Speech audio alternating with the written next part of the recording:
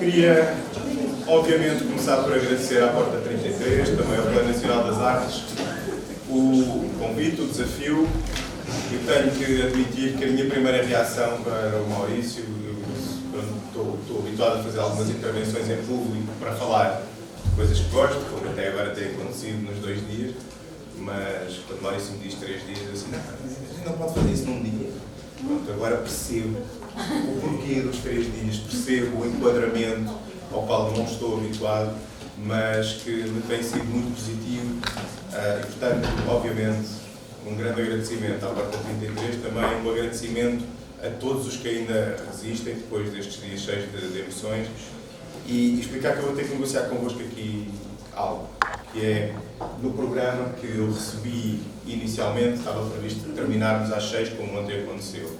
Eu depois disse ao Maurício, mas atenção, eu tenho um documentário, eu também trago um documentário, na verdade, acaba por haver várias peças, partes, ao longo dos 2 dias, mas o Maurício, creio eu, que uma das principais encomendas que a Porta 33 gostaria que aqui trouxesse era projetos irmãos ou em territórios com algumas parecenças, algumas semelhanças, e nesse sentido ocupa-me logo uma peça que eu acho que está muito bem feita e que, à semelhança da anterior, eu gostaria também de apresentar, mas que tem 1 hora e 5 minutos. Eu acredito que vale a pena esse investimento, mas para tentarmos ir aproximadamente das 6, eu agora tive que acelerar, vos carregar na campainha e vou fazer a outra parte, que já fui apelidado do homem do dinheiro. Acho que a culpada já se virou entretanto, mas e eu não sou o homem do dinheiro. Eu tenho o privilégio, é verdade, e a enorme responsabilidade de trabalhar nesta grande organização. Vou-vos falar um pouco do caminho que nos trouxe até aqui e depois vou carregar no play. Compreendo aqueles que, chegada a uma determinada hora, tenham que sair. Espero que o que trago seja interessante o suficiente para alguns de vós me darem uma tolerância de 15 minutos, 20 minutos em relação às 6 horas. Está bem? De qualquer forma, no programa diz que terminam às 7. Mas ali fora, o programa diz que se termina às 7. Mas a gente até queria passar o filme direitinho, o som estava desacertado há bocado. Se alguém quiser vir do filme anterior, ainda podemos passar. Muito bem. Portanto, o que eu vos trago aqui hoje... eu adorei a Fundação Gulbenkian. A Fundação Gulbenkian, à semelhança de muitas organizações, tem um serviço de clipping, ou seja, sempre que sai algo relacionado com a Fundação Gulbenkian, é identificado e nós todos os dias de manhã temos indicações. Ou seja, eu tenho mandado imensas notícias para a Casa da Madeira, porque isto é extraordinário, porque tem saído muitas notícias sobre o que aqui está a acontecer e, portanto, eu mando para a Fundação. Mas adorei este, ou seja, no dia 18/6 de 2019, o jornal I, faz esta coisa do semáforo, ou seja, coisas que são positivas e coisas que são preocupantes, não é? E colocaram a venda do Benfica, eu sou Benfica, a venda do João Félix, atenção que eu sou benfiquista, mas a venda do João Félix por 125 milhões de euros ou 126 milhões de euros, como algo positivo, sabemos nós como os dinheiros do futebol andam. E a Fundação Carlos Gulbenkian, que pela mesma altura tinha acabado de fazer uma operação de se desligar do negócio do petróleo, colocaram como negativa essa situação. E, portanto, eu gosto desta imagem porque é muito reflexo do mundo em que vivemos e que nos traz aqui e nos questiona várias orientações. Portanto, um jornal que na minha cabeça fazia algum trabalho de casa, coloca aqui, diz mesmo, o Sr. Gulbenkian deve estar a dar voltas na tumba, dar voltas na sequência da venda do negócio, da Vermelho, e depois os negócios do futebol como algo a elogiar. Mas pronto, é apenas uma anedota que eu gosto de contar. Este é o excerto do Decreto-Lei número 40.690 de 1956, em que surge. Portanto, o Sr. Gulbenkian morreu em 1955, não tenho tempo para aqui contar a história e o que leva à Fundação a surgir em Portugal, mas aquilo que eu sublinho aqui é que a Fundação trabalha em 4 grandes áreas, foi o que o senhor definiu: caritativas, que era na altura o termo que se utilizava, artísticas, educativas e científicas. Estas são as áreas de intervenção da Fundação e tem sido sobre esta grande linha. Portanto, áreas artísticas, educativas, científicas e caritativas, repito, só para nos orientarmos, que os conselhos de administração da Fundação Carlos Gulbenkian, nos últimos 65 anos, se têm guiado e têm tentado cumprir. Volto a apresentá-las aqui e, na verdade, portanto, todos nós somos dispostos a estar a tentar levar esta missão para a frente, obviamente guiados por os nossos sábios conselheiros, mas estas são as áreas onde estamos a intervir. A Fundação Carlos Gulbenkian é essencialmente nacional, ou seja, tem tido essencialmente o território nacional. Quando falo de território nacional, tanto eu no Porto Santo, inclui obviamente os arquipélagos, como seu público-alvo, ou como seu território-alvo, embora existem unidades específicas, como o Serviço das Comunidades Arménias, o senhor era arménio, tem-se trabalhado com as comunidades arménias, ou o Programa Gulbenkian Parcerias para o Desenvolvimento, tem trabalhado muito com países africanos de língua oficial portuguesa e com Timor-Leste, ou até mesmo duas delegações, uma em Paris e uma no Reino Unido, que em determinadas ocasiões têm tido uma dimensão mais internacional da Fundação, mas essencialmente a dimensão de intervenção da Fundação é território nacional e claramente eu integro dentro desta unidade, eu não venho desta unidade, embora seja de artes que vamos muito falar aqui, eu venho desta unidade, portanto eu venho da área mais social da Fundação Gulbenkian e claramente a área de intervenção sobre a qual o meu grupo, o grupo com o qual eu trabalho, no qual eu estou integrado, trabalha, é direcionado para o território nacional. Ok? Ora bem, nós estamos aqui com um problema de género. A maior parte das pessoas dizem o parties, eu muitas vezes digo o parties, e agora andamos a tentar dizer que afinal é uma ela. Porque a Fundação está dividida em programas, e aquilo que nós temos chamado de programa parties é, na verdade, uma iniciativa. A iniciativa Parties de um programa, que era o Programa de Desenvolvimento Humano, que hoje em dia se chama o Programa de Desenvolvimento Sustentável. E, na verdade, foi no quadro de intervenções com as comunidades migrantes, que, na verdade, é também a minha origem na Fundação Gulbenkian. Eu sou sociólogo. Durante anos não tive nada a ver com a área das artes, ou pouco tinha, mais na dimensão do lazer do que propriamente na dimensão do trabalho da Fundação. Mas foi através de projetos de piloto no terreno que fomos começando a despertar para esta potencialidade enorme que as práticas artísticas tinham para trabalhar encontros improváveis, que na verdade é o nome exatamente que foi atribuído à sessão desta sessão, neste seminário, que era Encontros Improváveis. E o Giacomo, creio que conhecerá muito bem esta fotografia que aqui está, até porque fomos muito parceiros na orquestra todos, mas tivemos a hip-hop só para raparigas a acontecer na Fundação Gulbenkian. A Orquestra Geração é talvez o exemplo, pelo menos para aqueles que já se cruzaram com ela, é talvez o grande exemplo destes primeiros cruzamentos, de chegar a bairros onde só o rap e o hip-hop é que dominavam e trazem música clássica e de repente ver uma coisa pega e que cria lastro e que cria comunidade e que une aqueles que às vezes estavam desunidos e que há outros exemplos, obviamente, mas que de repente, pela primeira vez, o pai é chamado à escola e quando espera mais uma vez ouvir falar mal do filho, vão-lhe dizer o seu filho é um excelente violinista. E ele fica, peraí, estou a falar do mesmo miúdo que eu estou sempre a vir aqui porque ele é, ou seja, e portanto, muito ligado às comunidades migrantes e à temática da interculturalidade e da tentativa de mostrar que todos somos um e que não há diferenças, foram surgindo estes projetos, também na área da dança, as Wonderful Colamura, ou mesmo um projeto que se chamou da Roupa ao Palco, que foram-nos trazendo esta vontade e esta sensação de que há aqui algo que podíamos estar a fazer diferente e que podíamos estar a fazer mais. E, portanto, não vou contar a história, mas... não, vou passar este filme, desculpa. Vou passar este filme porque, assim, eu ainda não tinha caras para dar, mas queríamos muito lançar o Parties. E então, porque não tínhamos... estávamos muito no arranque, completamente, fizemos esta animação. E acho que esta animação diz muito e é muito curtinha, diz muito daquele que é o espírito Party. Vamos ver, nós não ensaiámos com este computador, mas acredito que a coisa vai correr bem a nível de som. Fantástico.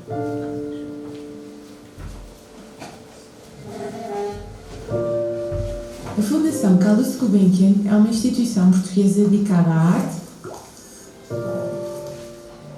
ciência, educação e beneficência. As atividades e projetos piloto que apoiamos desde 1956 têm-nos mostrado que há uma dimensão com o poder de nos fazer ignorar todas as nossas diferenças. Salienta o que temos em comum e o que nos torna humanos, a arte. A arte mostra-nos que, independentemente das circunstâncias que modelaram a nossa vida, faremos sempre parte de algo maior do que nós. Pela partilha que permite, a arte tem o poder de unir a diferença. Foi por isso que criámos o Partis. O Partis é um programa da Fundação Calouste Gulbenkian desenhado para tornar realidade a nossa experiência de utilizar a arte e o seu poder único de unir pessoas como motor da inclusão e da mudança social.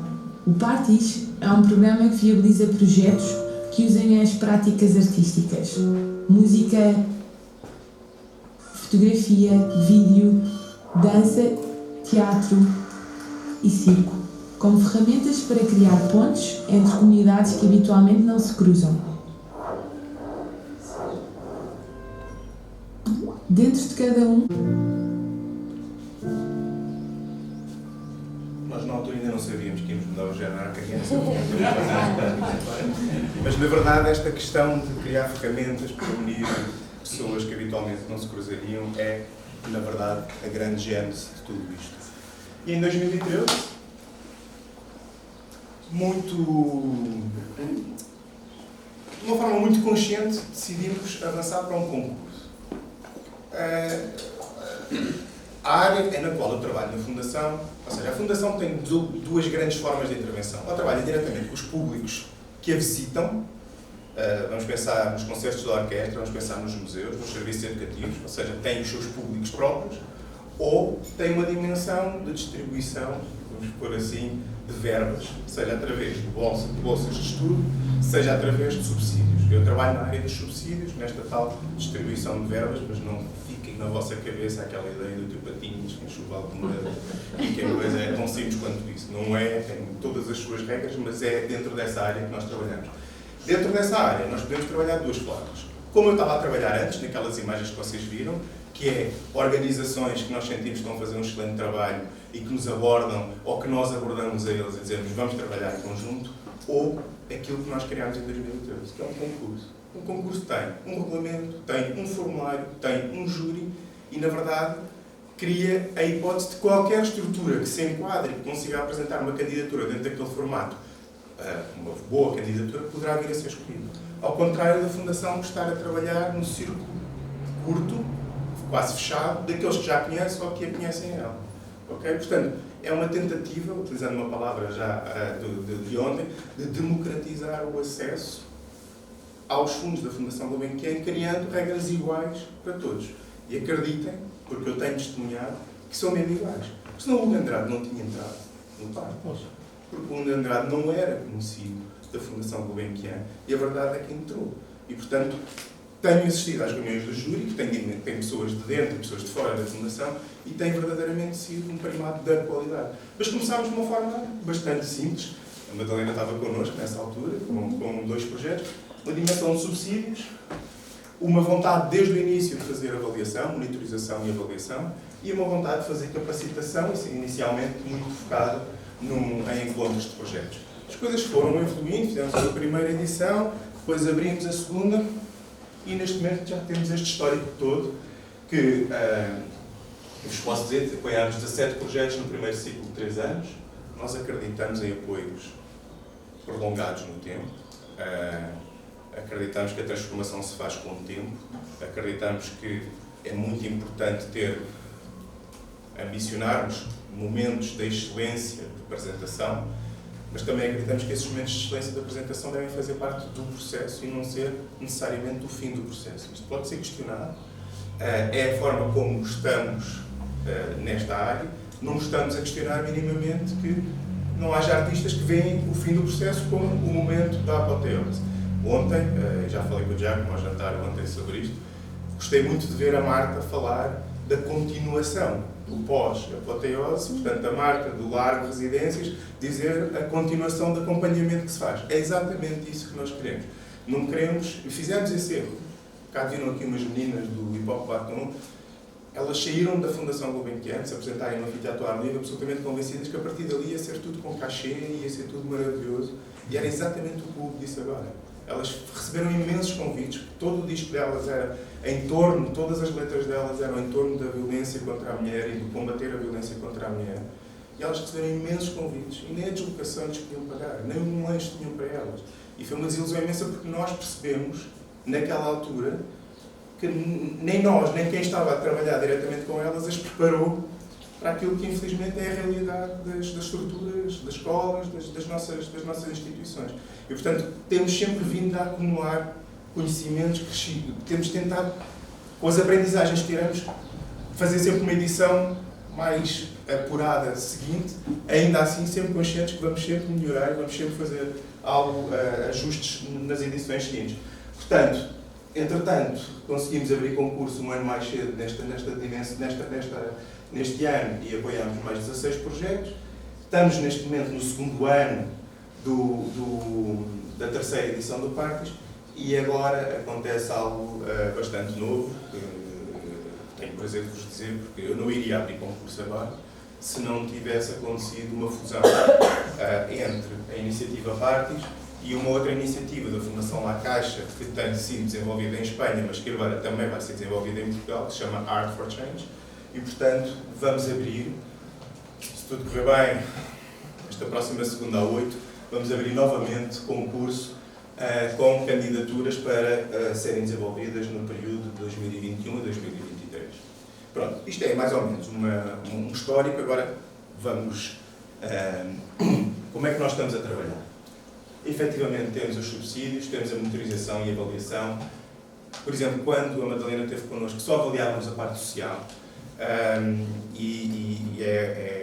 São umas estatísticas, uns indicadores muito quadrados, e percebemos que nos faltava muito um olhar para a área artística. Já acrescentámos esse olhar, temos uma pessoa que acompanha toda a dimensão artística, que capacita muitas estruturas, que as aconselha, que recebe as suas dúvidas, e como essa pessoa até tem a particularidade de estar com um pé em Portugal e um pé no Reino Unido, onde estas áreas têm sido já bastante pensadas, muitas vezes traz respostas dos pensadores do Reino Unido, também nos temos associado, isto é uma das obras que eu trago para a Porta 33, vou também falar um pouco mais à frente dela, mas temos associado a algumas pessoas que têm pensado muito nisto. O François Matarazzo é um deles, e esta publicação, feita a meias com o UK Branch da Fundação Gulbenkian, com a divulgação do Reino Unido, é um exemplo também de como se pode pensar esta temática, e que se chama uma arte irrequieta, e que em inglês se chama a Restless Art, e portanto tem muito de atualidade destas áreas.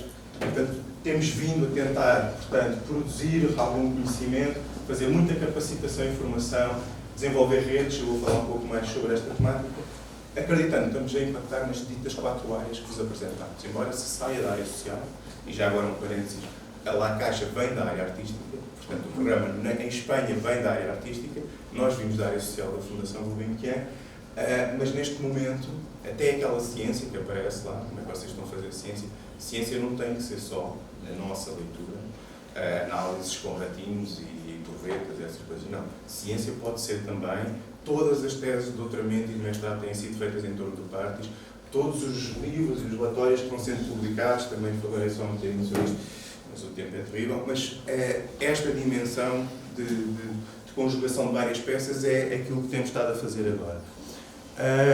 Ok, vamos ver mais um filmezito, já com caras e com pessoas, que nos agrada bastante, já podemos ter estas pessoas aqui presentes.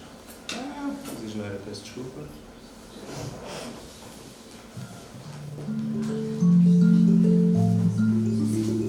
E essa música já? O teatro uma janela, a janela de liberdade. Que eu posso me libertar. Que eu posso me libertar, que eu sou poder. O cantar à meia-noite, o cantar à meia-noite. Chamo-me Ibrahim, eu vivo no Val da Moreira, tenho 8 anos e gosto de fazer filmes no projeto de cinema.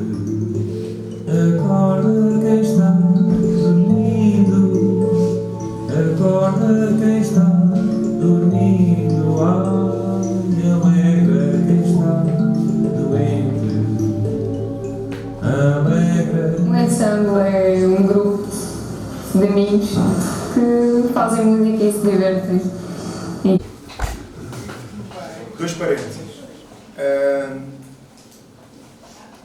Ter noção de que aquilo que a Fundação Gulbenkian veio fazer foi dar espaço a uma área que já existe há muito tempo. Nós não criámos área nenhuma. A Madalena, quer dizer, e mostrou-nos ontem, tem um histórico trabalho nesta área que, portanto, a Fundação, no fundo, o Chapitão é outra organização que tem trabalhado desde sempre nestas áreas. Aquilo que nós percebemos foi que não havia nenhum financiamento específico para esta área e que isso poderia facilitar a área crescer e, nesse sentido, enquanto fomos sentindo que havia um vazio e enquanto sentimos que esse vazio existe, queremos posicionar-nos nele e tentar alavancar outros potenciais apoios, como a Caixa, o Plano Nacional das Artes, que o Paulo também apresentou ontem, que também nos contaminámos mutuamente. Portanto, é esse o objetivo. Este é um slide muito próximo daquele que mostrei há pouco, mas só em termos visuais eu acho que mostra que, de repente, a criança que tinha 3 pernas torna-se assim um polvo cheio de dimensões e que vamos fazendo e que vamos questionando na mesma e que vamos agitando por dentro, mas eu quero acelerar. Cá está o preenchimento da lacuna em termos de apoios disponíveis a nível nacional. Havia espaço para o erro. Não vos vou dizer que os 40 e tal projetos já apoiámos têm sido todos um sucesso absoluto. Não, mas temos tirado sempre muitas aprendizagens e, nesse sentido, sentimos que vamos sempre fazendo, muito parecido com o que o Hugo aqui apresentou também, vamos fazendo um ajuste às vezes das velas, para onde está o vento a levar-nos. Muitas vezes também sentimos que vamos acumulando peças, vamos fazendo uma espécie de um leme. Alguns números que se calhar eu vou passar à frente, mas são talvez talvez me concentre neste que não me orgulha, mas que é a realidade. Nós não andamos a conseguir apoiar muito mais do que um projeto em cada 10 candidaturas que recebemos. E se há algumas candidaturas que são fracas e não nos custa muito dizer que não, há outras que, na verdade, seria muito positivo se as circunstâncias fossem outras, se os parceiros fossem outros, e talvez esta seja a oportunidade agora também com a La Caixa de podermos ter mais projetos a irem connosco. Na verdade, nós vamos começar a ter aquilo que não estava pensado no início, que é projetos a decorrer em fases diferentes, ou seja, em 2021, os que temos neste momento a decorrer vão estar no seu 3º ano e vamos estar a arrancar um 1º ano de um novo conjunto de projetos. E, portanto, é uma lógica que vamos experimentar, mas é também, claramente, uma vontade de continuar a investir nesta área e a recolher as respectivas aprendizagens. Os números são o que são. Já falei disto, portanto, só explicar que, embora existam em dimensão papel, e vou deixá-los aqui com a porta, qualquer um destes 2 livros, o livro do François Matarazzo ou o livro Arte e Esperança, onde, por exemplo, está um projeto do... Os 2 livros. O Hugo tem os 2 livros. Não, estamos nos 2 livros. O Hugo está nos 2 livros. Só tem este, mas não tem este. Também tem casos. Agora que estou a ver. Tem edição em papel. Como é que tu não tens isto? Eles não enviaram. Eles são... O Cruz. Não, isto é meu. Mas não é o Cruz. A gente já resolve isso. Está bem. Eu quero um livro desses. Qualquer um destes livros está disponível online para ser descarregado a partir da internet. É também uma nova orientação da Fundação Carlos Gulbenkian, que também preza as edições em papel, o design das mesmas, mas quer ecologicamente ser cada vez mais responsável e, nesse sentido, a orientação é cada vez mais menos papel e mais disponível online.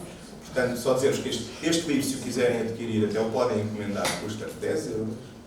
Portanto, obviamente que nos custa muito mais do que 10 € a fazer, mas o objetivo desde o início foi sempre que o livro fosse acessível às carteiras das pessoas. Este é gratuito, não temos muitos, para a Madeira não é fácil trazer o livro já às costas, mas só explicar-vos que estão disponíveis para descarregar. Este no blog do François, mas também está ligado ao site da Fundação, que diz onde é que se vai buscar. O blog se chama Agora se Passar, este no próprio site da Fundação Gulbenkian. Aqui há pistas, além de haver, é dada voz concreta a 12 projetos, mas além de ser dada essa possibilidade dos projetos escreverem pelas suas mãos, tem também capítulos da Fundação Gulbenkian, capítulos dos avaliadores, explicando os caminhos que estão a seguir, e tem muitas pistas para quem possa estar a pensar em desenhar uma candidatura, por exemplo. Creio que é boa bibliografia para avançar. Cá estão eles, vou passar à frente. Depois, repente estamos aqui um bocadinho a querer ativar teatros em Portugal que já estão nestas dimensões, o Teatro Viriato, a Câmara Municipal de Lolé, o Teatro Nacional Dona Maria II, a EGEAC, a própria EGEAC, a Oficina no Guimarães, o Teatro Municipal de Baltasar Dias, onde eu estive anteontem. Estamos a tentar criar redes com aqueles que já estão mais despertos e mais alerta para esta área, para tentarmos começar a desenhar a Casa da Música, que também está a desenhar estratégias conjuntas, mas também a nível internacional, com a própria Fundação La Caixa, estamos a ativar as fundações, estamos a perceber que outras fundações é que poderão ter interesse, que já apoiam a dimensão do património e das artes, e há muitas, mas que se calhar não estão tão atentas a esta dimensão da arte participativa, da arte e comunidade. E nesse sentido, é giro que é da Península Ibérica que se está a provocar o resto da Europa em torno destas temáticas. Portanto, explicar-vos que isto é uma agenda maior do que apenas os subsídios. Dentro da minha própria casa, que durante muitos anos cristalizou, isto não é uma crítica, é uma constatação, de alguma forma, uma forma de trabalhar em si, em que não havia às vezes grandes oportunidades de comunicação, a não ser às vezes com os serviços educativos, mas não havia grandes oportunidades de comunicação em diferentes áreas da Fundação. É extraordinário termos agora ferramentas validadas por todos, em que os projetos que estão a ser apoiados, isto não aconteceu nem com o Hugo, nem com a Madalena, mas está a acontecer com os atuais projetos, portanto, lá está, mais uma peça de Lego que foi acrescentada, em que os projetos que estão neste momento a ser apoiados nos podem dizer assim: as coisas estão-nos a correr muito bem, mas aquilo que precisávamos mesmo agora era de fazer uma visita a uma parte específica da coleção do fundador e tê-la preparada em conjunto connosco pelos serviços educativos da Fundação. Eu não mando nos serviços educativos da Fundação, mas posso levar esta proposta aos serviços educativos e dizer que querem fazer isto com um projeto de artes. Tivemos há pouco tempo um projeto que precisa desesperadamente de ter formação em arquivo. Nunca nos ocorreu. Fantástico, nós temos um serviço de arquivo na Fundação Gulbenkian, que abriu as portas e deu formação a esse projeto.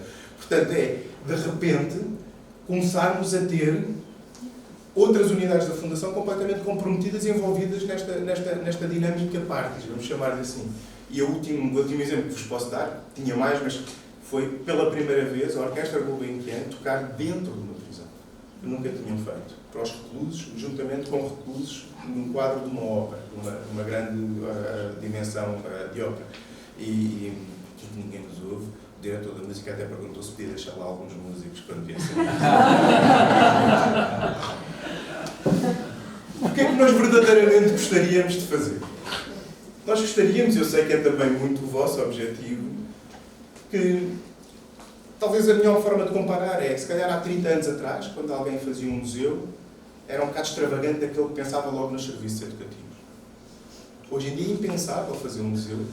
É impensável imaginar-se um museu sem os seus serviços educativos. Nós gostaríamos que daqui a uns anos fosse impensável qualquer estrutura destas. Museu, bibliotecas, centros associados às artes, de não considerarem na sua programação anual trabalho com as comunidades, trabalho participativo. No fundo, quando isso for alcançado, de alguma forma está na altura de inventarmos o próximo Parques, que não quer dizer outra coisa, não é? Mas, no fundo, o grande objetivo na nossa leitura seria este. Seria que as estruturas nem questionassem, como hoje em dia não questionam os serviços educativos, nem questionassem que o trabalho com as comunidades, que o trabalho participativo é parte integrante da sua programação. Desde o trabalho de autor a outros tipos de intervenções. Eu não gosto nada deste mapa. E não é o caso que dou 3 dias para estar aqui. Está aqui um projeto, é o projeto da OIT.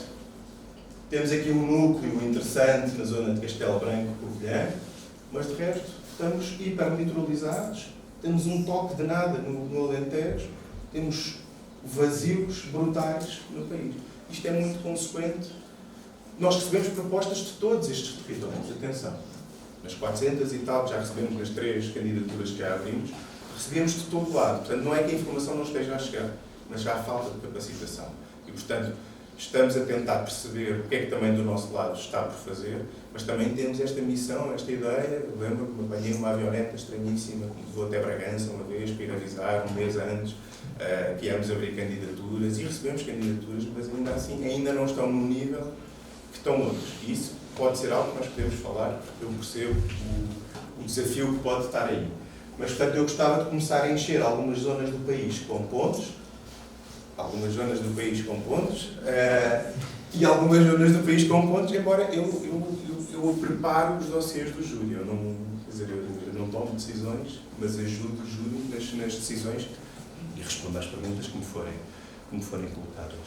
Alguns exemplos que eu acho que era muito isso que queriam de mim, mas eu tenho que acelerar porque temos um filme para passar. Fotografia feita em contexto de reclusão, com uma metodologia muito específica, que é o pinhol, não sei se é o termo certo que eu estou a utilizar, mas é que eles constroem a sua própria máquina fotográfica, com o rolo, a antiga, e que tem uma dimensão, o tempo que abrirem Obrigado. Implica a qualidade da própria fotografia, feita em serviço, feito nos centros educativos do Ministério da Justiça, portanto com jovens, infelizmente, privados de liberdade, por terem feito a geneira. Toda a dimensão de ter que esperar pelo resultado final, não ser uma coisa imediata, que se carrega no botão e aparece logo. Depois escreverem sobre as fotografias que fizeram, ou seja, um conjunto de aprendizagens que são extraídas destas iniciativas que tem muito a ver com o desenvolvimento daquilo que se chama soft skills, o desenvolvimento de um conjunto de habilidades e de conhecimentos que muitas vezes depois nos ajudam tremendamente ao longo da nossa vida. Fotografia feita por pessoas cegas ou pessoas ambíguas, portanto pessoas não normovisuais, como eu creio que somos todos aqui, e que depois têm um formato de leitura tátil que possibilita que a exposição funcione para os dois lados, ou seja, funciona para normovisuais, mas funciona também para as pessoas cegas, porque foi criado um sistema inovador de georreferenciação da fotografia, portanto, ele identifica onde as nossas mãos estão e a audiodescrição da fotografia é dada para aquela zona em concreto da fotografia, permite que se vá conhecendo todo, com o relevo também, toda a fotografia, de cima para baixo ou de um lado para o outro. As instruções são dadas, mal se põe os fones, diz como é que a fotografia deve ser lida e depois é feita essa. Esta é uma exposição já agora para alguém que possa ter um espaço expositivo. Esta exposição foi toda pensada para poder rodar, ou seja, em blocos ou na totalidade. Ela é bastante, eram 5 naves destas, mas esta exposição está capaz de circular e infelizmente neste momento foi a Castelo Branco e pouco mais. Fotografia do Paulo Pimenta, nas Ilhas do Porto, e é curioso que eu já ouvi falar das Ilhas do Porto durante o dia de hoje. As Ilhas do Porto são zonas que estão a ser altamente pressionadas pela especulação imobiliária, são zonas muito antigas de construção, muito particular, muito desafiante, e é uma tentativa de dar visibilidade à problemática que as pessoas que habitam estas ilhas estão a ter e de alguma forma sensibilizar politicamente, cá está a política novamente, a autarquia no sentido de perceber e ouvir as problemáticas dessas pessoas. Este projeto, por exemplo, tinha uma dimensão de fotografia e tinha uma dimensão de teatro e que combinadas funcionaram muitíssimo, muitíssimo bem. Artes visuais, estas duas fotografias são do mesmo projeto, hoje em dia chamam-se As Costas de Lisboa, e mais uma vez, à semelhança do projeto que vocês vão ver daqui a bocado no documentário, nenhum mural surge sem uma assembleia comunitária antes, sem o artista que foi convidado ter uma conversa com a população para imaginar em conjunto que imagem que poderia ver ou que história que poderia ser contada através daquela parede. Para esta parede teve imaginado um artista que não chegou a entendimento com a comunidade. O que é que se fez? Normalmente, se o artista é de renome, é difícil dizer-lhe, meu amigo, temos pena, mas foi exatamente isso que o projeto acabou por fazer. Foi explicar-lhe que a comunidade não se revia na proposta que ele trazia depois das reuniões que tiveram e, portanto, acabaram por ser convidados outros 2 artistas para fazerem este trabalho final, que tem muito a ver com uma criança que faleceu num incêndio num bairro de Barracas, muito perto daqui, que na altura, que há muitos anos atrás existia. Mas também há algumas oficinas ligadas às artes visuais. Na segunda edição foi montada pelo Chapitou uma tenda de circo dentro de um centro educativo.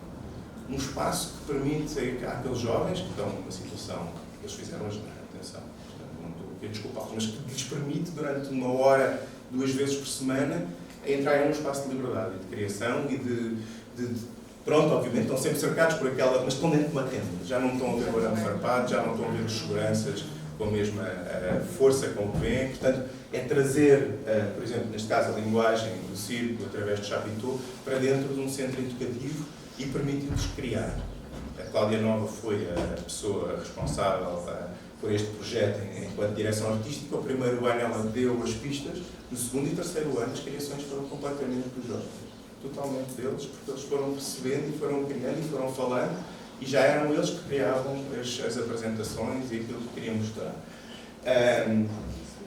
Um projeto com a arte em rede muito ligado à dança, com jovens de contextos muito semelhantes em diferentes bairros municipais dos arredores de Lisboa, e que tinha claramente na dança e na utilização da rua, muito como também faz a Madalena, o seu espaço de trabalho e de intervenção.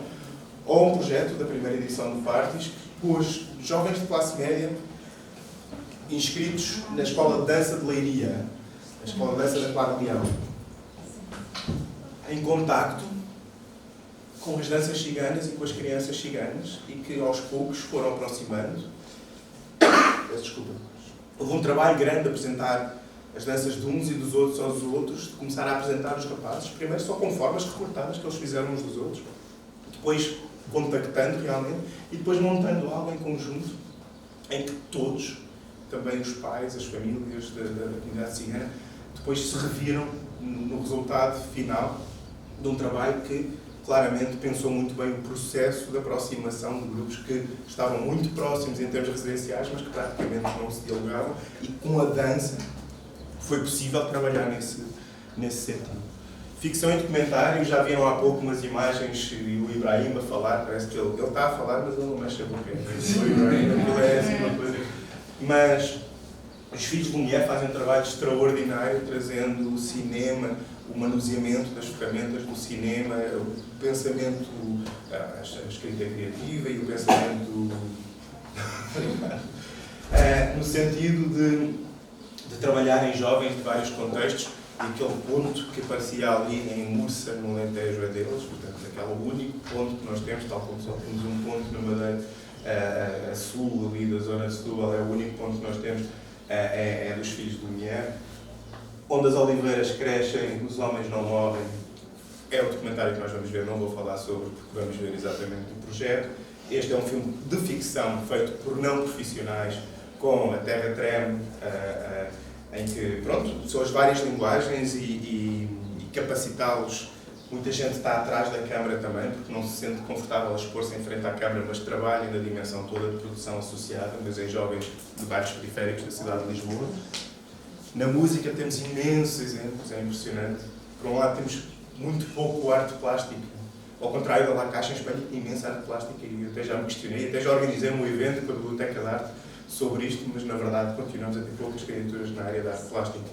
Mas temos muita música e há bocado ouvíamos, não me lembro do nome dela, se estou eu e a Isabela a falar do ensemble juvenil de Setúbal, mistura em palco jovens percussionistas de um dos bairros mais problemáticos do país, o bairro da Bela Vista, em Setúbal, mas que são excelentes percussionistas, não sabem ler uma pauta de música, mas a nível da percussão são do melhor que há, com miúdos de classe média do conservatório local, e depois ainda com alguns jovens autistas, que muitas vezes nós nem sabemos quantos são. É curioso, porque há sempre tal tentação, mas também estamos autistas em palco, mas então quem é que será que não trazem? Depois chegamos ao fim e dizemos, eram 5, não eram? Não, eram 7.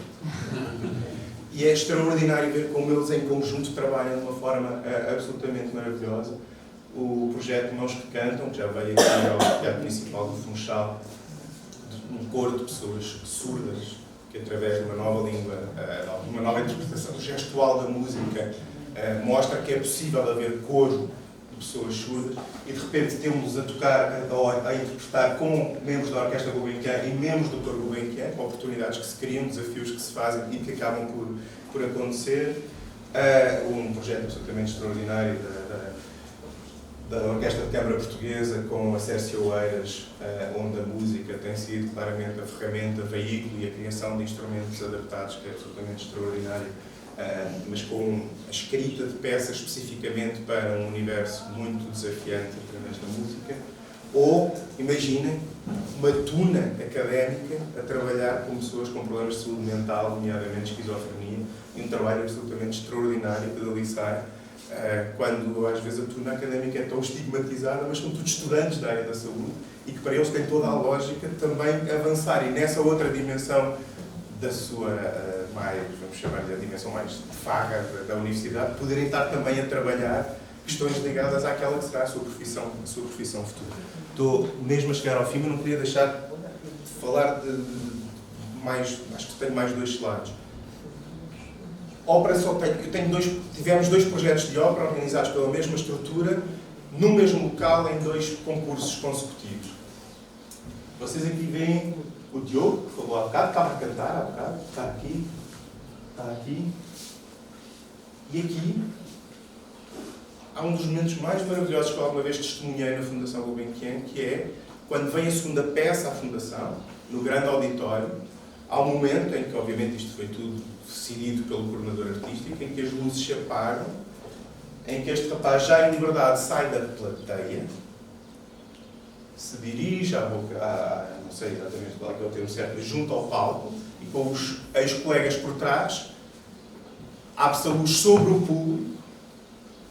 Portanto, o público que veio só para assistir, de repente tem as luzes pesadas, quentes, quem já esteve em palco com aquelas luzes cêntias, e ele dirige uma mensagem de não nos julguem, não nos continuem a julgar, por favor ajudem-nos, nós fizemos, cumprimos a nossa pena, mas em liberdade é muito complicado, portanto, deem-nos a mão, não nos julguem, e é uma mensagem belíssima e creio um pouco habitual, de repente alguém sai de uma plateia e que se dirige ao próprio público. Este rapaz, eu tive o privilégio de trabalhar com ele 3 anos na Fundação Gulbenkian, agora está emigrado na Irlanda, mas trabalhou connosco durante 3 anos a preparar salas, a montar palcos, a fazer um conjunto enorme de coisas. 2 situações ainda, mistura de, obviamente, não profissionais com profissionais, e neste caso, o próprio diretor do estabelecimento prisional a comprometer-se com o projeto, a assumir ele próprio um dos papéis e a interpretá-lo em palco, a ser morto em palco por um guarda prisional. Portanto, todo o simbolismo que isto tem e a capacidade e a coragem de se expor dessa forma. Projetos de teatro, o das Ilhas do Porto, o Teatro Ibisco, a juntar 2 bairros que habitualmente só sabiam estar em conflito, com mortes registadas, várias mortes registadas entre 2 bairros em Loures. De repente, através das crianças e do teatro, começam a perceber que o outro não é um monstro, como lhes diziam, que é possível trabalhar em conjunto, dialogar, ou um projeto de teatro com refugiados, numa altura, quando ele foi aprovado, a Madalena estava nesse grupo, em que a questão dos refugiados nem era falada em Portugal, ou seja, ninguém sabia verdadeiramente, só em 2015, este projeto é aprovado em 2014, em 2015, 16, em que há aquela crise enorme de refugiados, eles estão a ser apoiados e de repente quase que tornam embaixadores da causa em Portugal, com as suas peças, para irem esclarecer um conjunto de preconceitos e de dúvidas que surgiam em várias comunidades e correram o país, e daqui saíram, tem havido gente absolutamente extraordinária. Um deles, eu gosto muito de terminar com este slide, porque é tudo sobre as pessoas. Tem tudo a ver com as pessoas. No final do dia, são pessoas. Isso eu já vos falei do Diogo, o antes e o depois. Deixem-me contar-vos aqui a história do Omid, que é um grande amigo meu, é iraniano, é refugiado, e hoje em dia tem, entre outros papéis múltiplos, ele tem 500 mil papéis, faz 500 mil coisas, deve ser a pessoa mais enérgica que eu conheço na vida, também é mediador do Museu Gulbenkian. Ou seja, ele faz visitas a uma parte específica, que é a parte persa da coleção do Sr. Gulbenkian, e traz o seu olhar, não ocidental, porque, na verdade, toda aquela exposição sempre foi apresentada sob um olhar muito ocidental, e ele agora traz a sua visão de quem vem, entre aspas, do outro lado e consegue olhar para aquelas peças, para os tapetes, para as portas, para as taças, de uma forma totalmente diferente. E, portanto, estes encontros muito felizes da Isabel, do Ibrahim, do Luís, com estes projetos que nos possibilitam, hoje em dia, da queijeira, que vocês vão ver agora no documentário também, das aldeias, do Juncal do Campo, Freixal do Campo, Barbaí, do Chão da Vana, na zona do Castelo Branco, porque no final do dia, são as pessoas, todas aquelas pessoas que também o Eduardo Costa no documentário apresentava, e aquelas vozes que, na verdade, nós sentimos que estamos a avançar, como vimos também ontem com os projetos da Madalena e do Tiago. O que é que se segue? Desculpem isso, é o último e depois nunca é o último.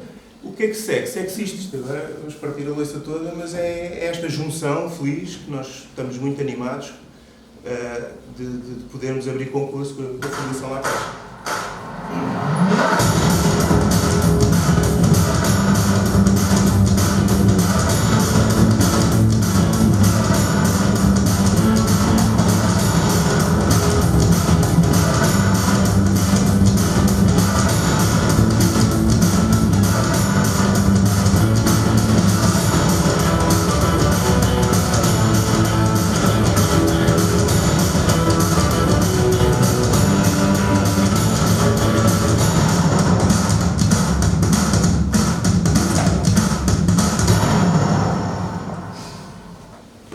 Esta é a nova aventura, vamos a ela.